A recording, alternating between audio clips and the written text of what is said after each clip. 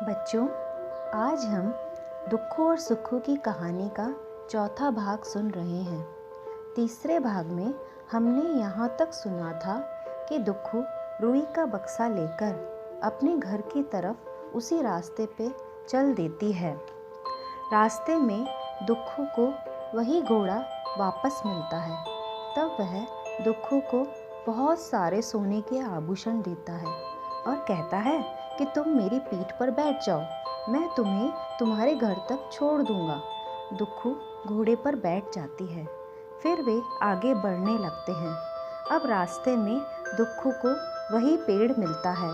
वह भी दुखू को आशीर्वाद के रूप में अपने पास रखा हुआ खजाना दे देता है।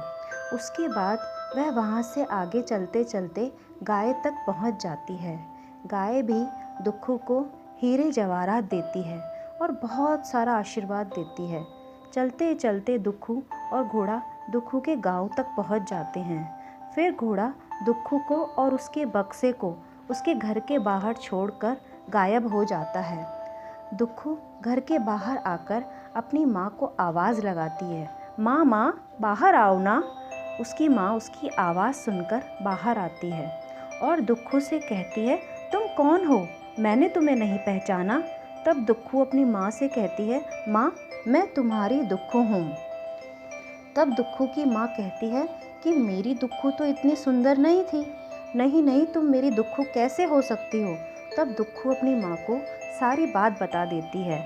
फिर अपनी माँ से कहती है, देखो माँ, उन बूढ़ी अम्मा ने मुझे रुई का ये बक्सा भी दिया है और गाय, घोड़ा और पेड़ के द्वारा दिए हुए खजाने के बारे में भी बताती है। तब उसकी माँ बहुत खुश होती है। फिर दुखू अपनी माँ से कहती है कि माँ चलो हम बक्सा खोलकर देखते हैं। जब वे दोनों उस बक्से को खोलते हैं तो आश्चर्यचकित हो जाते हैं, क्योंकि उस बक्से में से रुई नहीं निकलती, बल्कि एक सुंदर सा राजकुमार बाहर आता है और दुखू को देखते ही उस पर मोहित हो जाता है। फिर वह राजकुमार दुखू की माँ से कहता है कि मैं आपकी पुत्री से विवाह करना चाहता हूँ। दुखू की माँ दोनों को विवाह की स्वीकृति दे देती है और वह राजकुमार दुखू को और उसकी माँ को अपने साथ अपने महल में ले जाता है। वे दोनों महल में खुशी खुशी रहने लगते हैं। जब दुखू अपनी माँ को ये सारी बात बता रही होती है, तब सुखू ये सब देख लेती है और सुन लेती है। फिर उसके मन में भी ये सब पाने का लालच बढ़ने लगता है और वह अपनी माँ को ये सारी बात बताती है और कहती है कि मामा मुझे भी रुई ला कर दो। बच्चों, आगे की कहानी अब कल सुनेंगे।